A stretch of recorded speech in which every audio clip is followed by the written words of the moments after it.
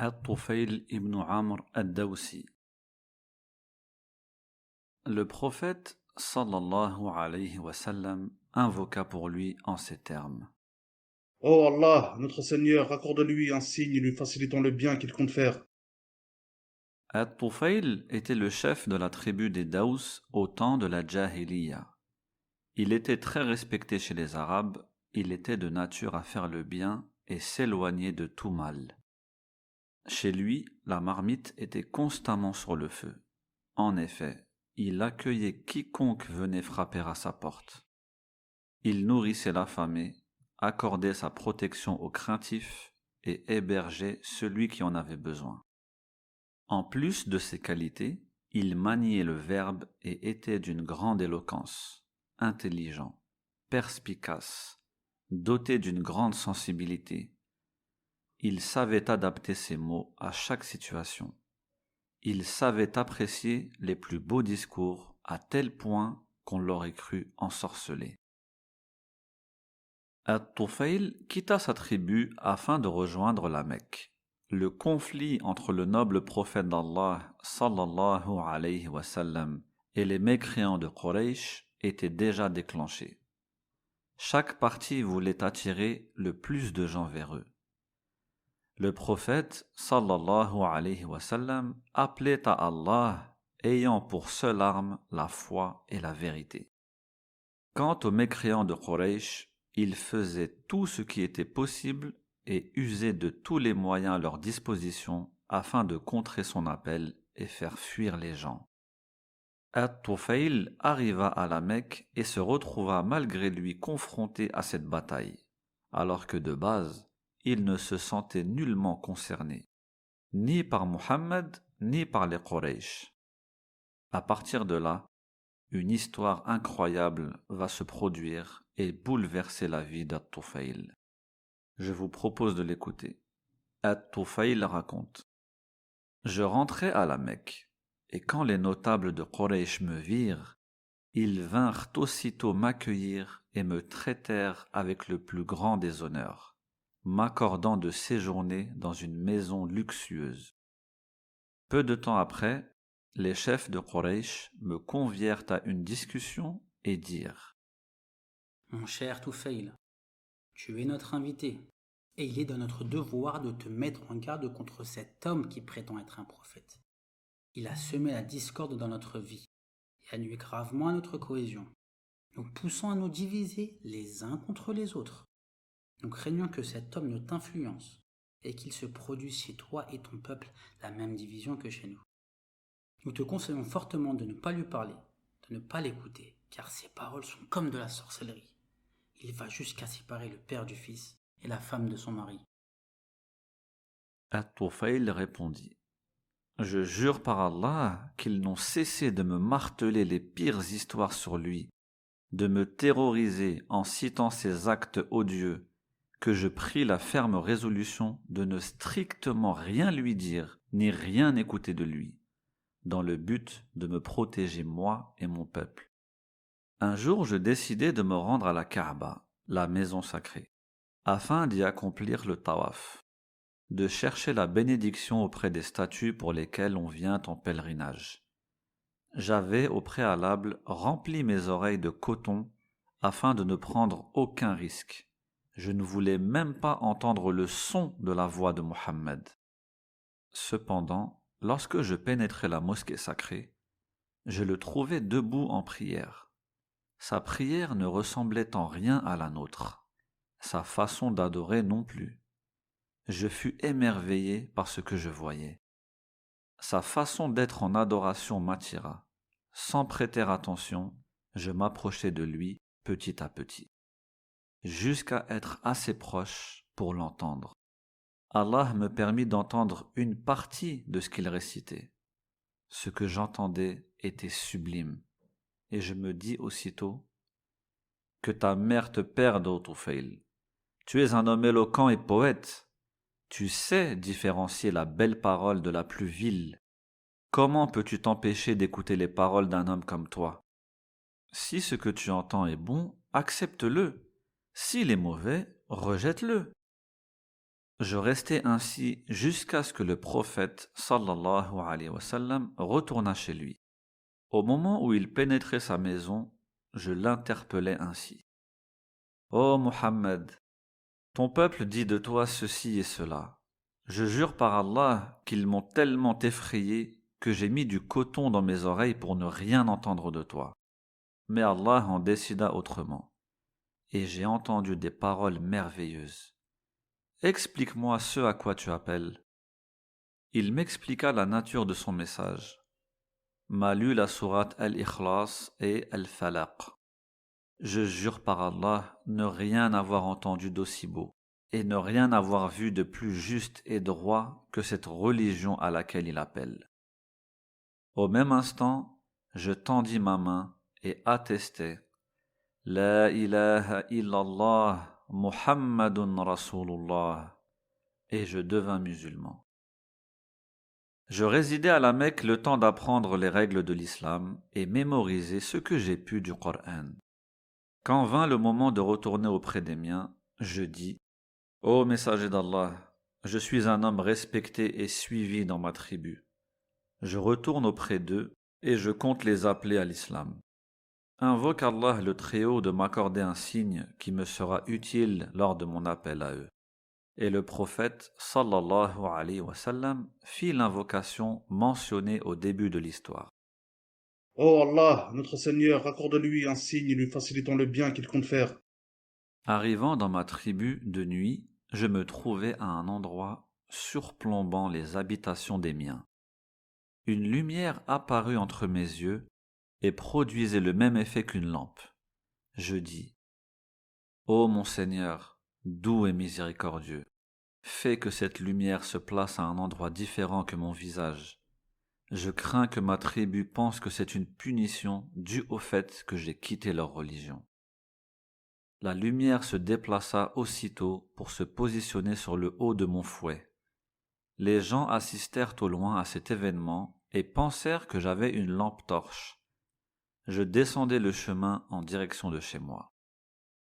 Une fois dans mon village, mon père, qui était un vieil homme, vint à moi. Je lui dis « Éloigne-toi de moi, mon noble père, nous n'avons plus rien qui nous lie désormais. » Mais pourquoi, mon fils bien-aimé? Je suis devenu musulman et je suis à présent la religion de Mohammed. Mon fils, ma religion est la tienne. Bien, va effectuer, ô noble père, un lavage et reviens à moi avec des vêtements purs. Je t'enseignerai ce que l'on m'a enseigné. Il s'exécuta. Je lui transmis ce que j'avais appris et il rentra dans l'islam. Puis vint à moi mon épouse. Éloigne-toi de moi, nous n'avons plus rien qui nous lie désormais. Pourquoi cela? Je suis devenu musulman et je suis à présent la religion de Mohammed. L'islam s'est interposé entre nous. Ma religion est tienne. Va te laver en utilisant l'eau de la source de Zushara qui coule de la montagne. La tribu des Daous avait placé leur divinité Zushara à l'endroit de la source. Pourquoi là-bas? As-tu peur de Zushara? Malheur à toi, ya Zushara! Si je te dis d'aller te laver là-bas, c'est uniquement pour que tu sois loin des regards des gens. Je te garantis que cette pierre, sourde et muette, ne fera rien. Elle s'exécuta, je lui transmis ce que j'avais appris, et elle rentra dans l'islam. Enfin, j'appelai ma tribu à l'islam. Ils furent réticents, sauf Abu Huraira. Il a été le plus rapide à rentrer en islam. Un jour, je retournai voir le prophète sallallahu alayhi wa sallam à la Mecque, accompagné d'Abu Huraira. Le prophète demanda Comment cela s'est passé dans ta tribu, ô Tufail? Je les ai laissés le cœur voilé, une mécréance intense, ils sont noyés dans la perversion et la désobéissance.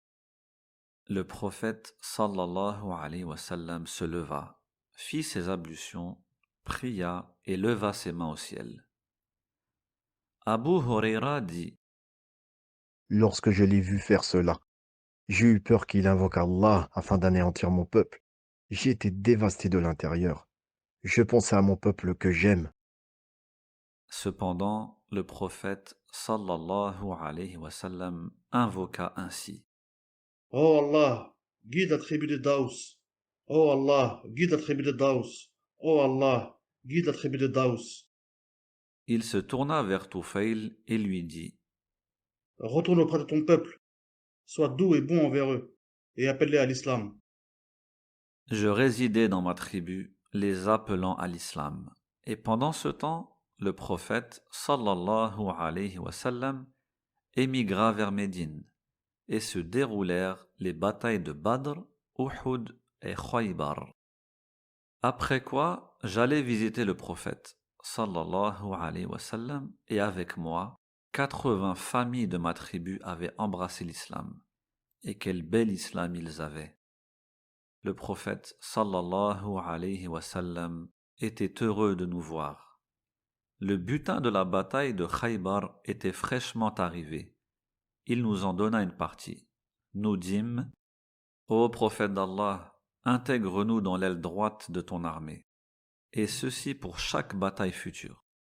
Et donne-nous comme slogan Mabrour, qu'on peut traduire par purifié de toute ambiguïté, traîtrise ou mensonge. Je restai à ses côtés jusqu'à ce qu'Allah nous accorde la conquête de la Mecque. Je dis aussitôt au prophète, ô prophète d'Allah, envoie-moi vers Dhu Kafayn, la divinité en bois adorée par ma tribu, afin que je la brûle. Il me donna l'autorisation, je me rendai auprès de la statue et avec moi une dizaine d'hommes. J'allais brûler cette fausse divinité qu'un groupe d'hommes, femmes et enfants nous regardèrent, craignant la réponse de la divinité. Ils s'attendaient à ce que la foudre s'abatte sur nous, car on avait osé s'en prendre à cette fausse divinité. Cependant, At-Tufail s'approcha de la statue, devant les yeux ébahis et effrayés de la foule, qui vénérait cette fausse divinité, et commença à la brûler en récitant ces vers. Ô Dhal Kafayn, je ne compte pas parmi tes dévots. Nous sommes nés longtemps avant toi. J'ai allumé un brasier et tu vas disparaître. Le feu dévora la statue et avec elle la fausse adoration que lui vouait ma tribu. Tous se convertirent et quel bel islam ils avaient. At-Tufail demeura auprès du prophète sallallahu alayhi wa sallam jusqu'à ce que celui-ci retourne auprès de son Seigneur. Lorsque la responsabilité du califat revint à Abu Bakr as-Siddiq radiyallahu anhu, At-Tufail mit sa personne, son épée et son fils au service du successeur du prophète d'Allah. Les batailles d'apostasie débutèrent. At-Tufail se joigna à l'armée qui allait combattre Musaylima l'imposteur, et avec lui son fils Amr. Sur le chemin vers l'Yamama, la ville où se trouvait Musaylima, At-Tufail fit un rêve étrange. Il en demanda l'explication à ses compagnons. J'ai vu en rêve ma tête rasée, un oiseau sortir de ma bouche, une femme me rentrer dans son ventre, et je vis mon fils Amr chercher après moi, mais il fut empêché de m'approcher. Ses compagnons se turent, puis dirent Khayran, Inch'Allah. Je dis, quant à moi, je l'interprète ainsi. Mon crâne rasé signifie que ma tête sera coupée. L'oiseau sortant de ma bouche signifie que mon âme va quitter mon corps.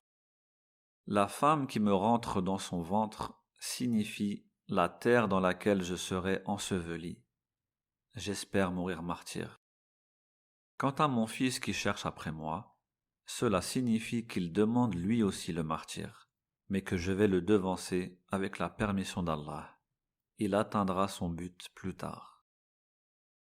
Durant la bataille d'Al-Yamama, le grand et noble compagnon At-Tufail s'illustra de la meilleure des manières au combat, jusqu'à tomber au champ d'honneur martyr. Quant à son fils Amr, Il continua de combattre, mais fut atteint par une blessure qui l'affaiblissait énormément. Sa main droite a dû être amputée.